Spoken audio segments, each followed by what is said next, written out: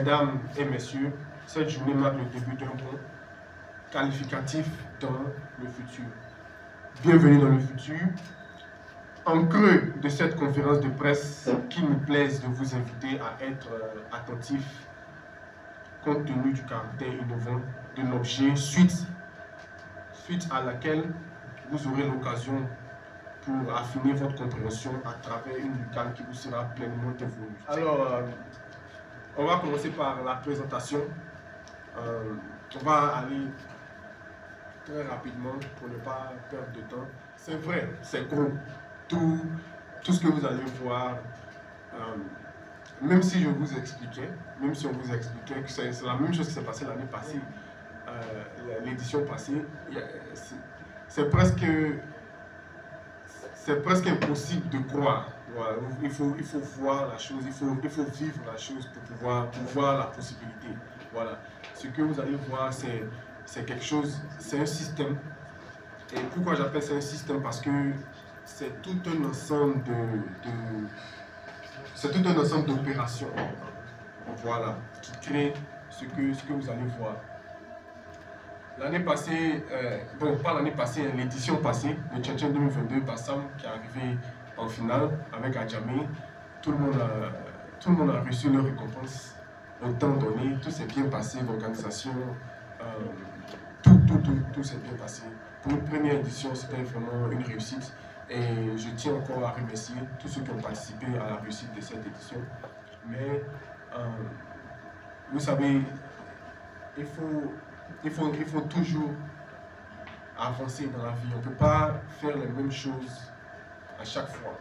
Et c'est la même philosophie qu'on a aussi dans le 13. C'est ma propre philosophie aussi, c'est-à-dire toujours améliorer tout ce qu'on fait. Le Tchétchèn, comme vous le constatez, ce n'est pas juste un tournoi. Voilà. Ce n'est pas juste un tournoi. Ça a commencé par un tournoi, mais c'est beaucoup plus que ça. C'est comme une industrie même qui vient de s'ouvrir, une industrie dans le domaine du sport qui vient de s'ouvrir comme ça à partir de la Côte d'Ivoire. Je vais vous donner... La conférence de presse avait pour objectif d'ouvrir les inscriptions pour les présidents, présenter d'abord le projet et tout ce qui va autour.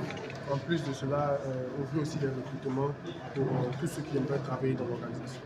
Il faut retenir que la première édition du Tchétchèn était un succès et la deuxième et les futures éditions seront plus que du succès. Les innovations, là maintenant on a un système, un software, un système digital qui va nous permettre de gérer toutes les données du tournoi. C'est-à-dire d'ici 5 ans, on pourra voir quel joueur a marqué combien de buts au Tchétchèn qui s'est passé il y a 5 ans de cela.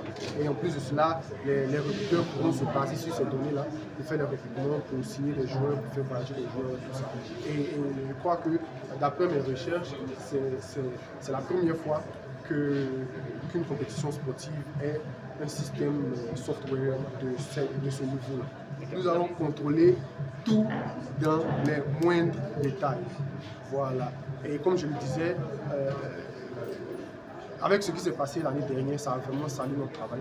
Ça nous a mis les bâtons dans les roues et on va s'assurer que la même chose ne se reproduise pas. L'année passée, on a vu un scandale où le président pourrait donner 200 000 francs sur 40 millions. Il n'y avait pas de contrat, les joueurs ne pouvaient pas se plaindre, les familles nous ont appelés et cette année, tout va changer. Donc j'espère que vous avez compris. Je vais continuer d'alimenter et de donner les informations au fur et à mesure sur les différentes plateformes pour que tout le monde soit au même niveau d'information.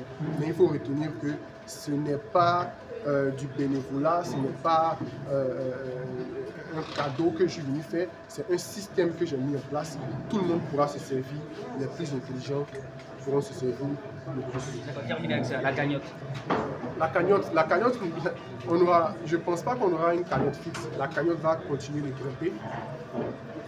Mais pour l'instant, nous sommes à 40 millions pour l'équipe et 60 millions investis dans la commune ou la ville que l'équipe représente.